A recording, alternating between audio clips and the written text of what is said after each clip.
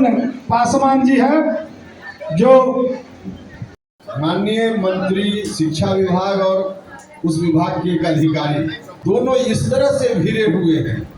गांव में जो सार भैंसा की लड़ाई होती है उससे भी बदतर स्थिति है उनकी। अब इस माहौल में शिक्षा की स्थिति में कैसे सुधार संभव है? कुल मिला जुला कर जैसा कि हमने कहा कि पूरे बिहार को नीतीश जी ने बिल्कुल राम भरोसे छोड़ दिया, भगवान भरोसे छोड़ दिया। अब नीतीश जी की कोई रुचि बची ही नहीं है। सरकारी काम में गरीबों का कैसे उत्थान हो, इस काम में कोई रुचि उनकी नहीं बची। अच्छा, महिलाओं की संख्या इतनी यहाँ है,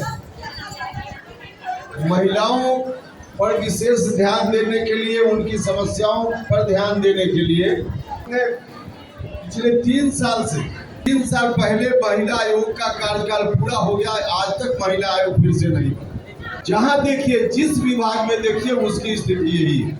भाइयों और मित्रों, जिस दिन महागठबंधन में नीतीश जी फिर से आए, उस दिन ही हम लोग के मन में आशंका थी कि आगे चलकर ऐसी स्थिति बन सकती। अभी कोई साथी बोल रहे थे कि गांव में लोग कहते हैं हमारे नेता के बारे में कि हम आपके नेता बदल जाते हैं। भाइयों और मित्रों, दिन महागठबंधन बन रहा था,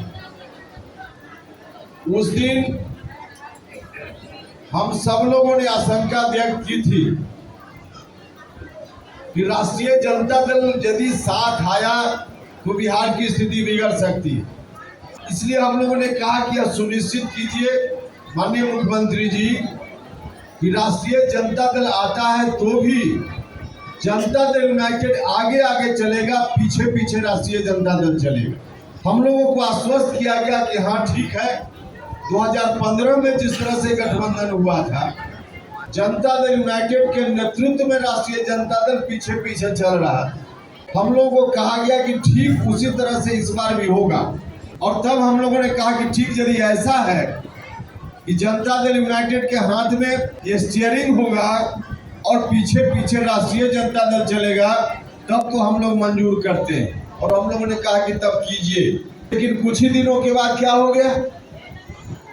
कुछ ही दिनों के बाद हम लोगों को तब पता चला कि जिस समय गठबंधन की बात, जो बात हम लोगों से छुपाई गई, जिस समय गठबंधन की चर्चा बंद कमरे में इन लोगों ने अलग से की, किन पार्टी के किन नेताओं ने की, उसके बारे में नीतीश जी ने बाद में खुद ही बता दिया, पब्लिक डोमेन में है।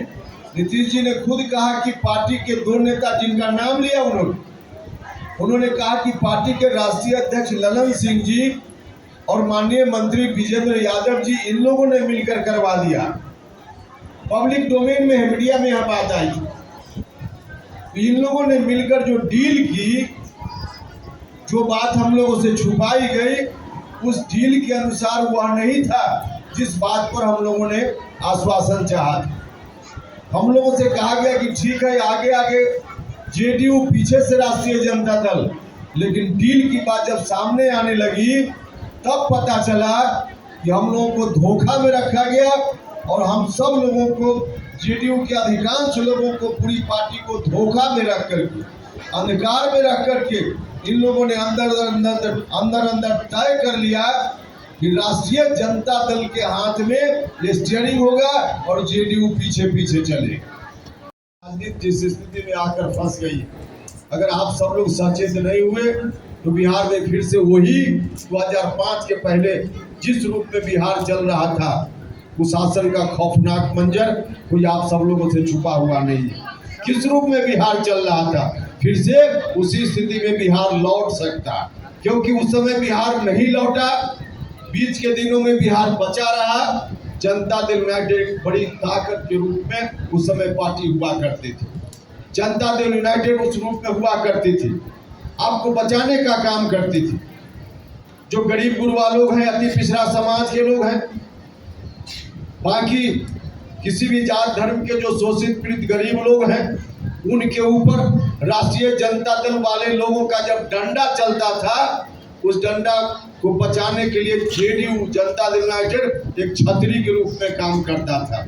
आज की तारीख में जनता दल यूनाइटेड बर्बाद है, जनता दल यूनाइटेड का नामो निशान धीरे धीरे मिटता जा रहा है। अब अगर डंडा चलाने का काम राष्ट्रीय जनता दल के लोग करेंगे और करेंगे ही, जब अभी तो आधा अधूरा सत्ता में है, तब इस तरह की स्थिति है। जिस दिन लालटेन छाप पूरा का पूरा शासन में आ जाएगा, उस दिन तब जो गरीब लोगों के ऊपर डंडा चलेगा, तो जनता दल यूनाइटेड तब बचाने की स्थिति में नहीं होगा। बचाने की स्थिति में कोई पार्टी अगर उस समय होगी, उसी पार्टी का नाम राष्ट्रीय लोक जनता दल, उसी पार्टी का नाम राष्ट्रीय लोक जनता दल है। लेकिन समस्याओं का जिक्र करूं, आप देखिए शिक्षा की बात कर लीजिए। आज बिहार में शिक्षा की क्या स्थिति है? शिक्षा की जो स्थिति है हम सब लोगों को पता है। शिक्षक संघर्ष कर रहे हैं। छात्रों की स्थिति की क्या है? छात्र को नौकरी नहीं मिल रही है, पढ़ाई का काम प्रॉपर नहीं हो पा रहा है। इसके लिए जिम्मेदार कौन है? लगातार 17 साल से सत्ता में बैठे व्यक्ति, और वो व्यक्ति शिक्षा में सुधार न कर पाए, शिक्षा व्यवस्था को दुरुस्त नहीं कर पाए, तो आप अनुमान लगा सकते हैं बिना शिक्षा के कैसे बिहार चलेगा। आज वर्ल्ड बैंक की रिपोर्ट, यूनाइटेड नेशन की रिपोर्ट को जितने पत्रकार बंधु हैं उनसे भी मैं आग्रह करता हूं, पढ़ लीजिए। बिहार की शिक्षा व्यवस्था की पोल यूनाइटेड नेशन की रिपोर्ट ने भी खोलने का काम किया है। बिहार की शिक्षा व्यवस्था जो अफ्रीकन कॉन्टिनेंट है, अफ्रीकी महाद्वीप है, उसमें सबसे जो गरीब कंट्री है कोंगो से भी बदतर स्थिति बिहार की शिक्षा व्यवस्था की हो गई है। इसका जिम्मेदार कौन है? आदरणीय मुख्यमंत्री जी ही हैं, जो सिर्फ सत्ता में बैठे रहना चाहते हैं, कभी चाचा कभी भतीजा, यानी सत्ता में कैसे बने रहें, बस इसी जुगाड़ में लगे रहते हैं। उनको बिहार के काम काज से कोई मतलब नहीं है।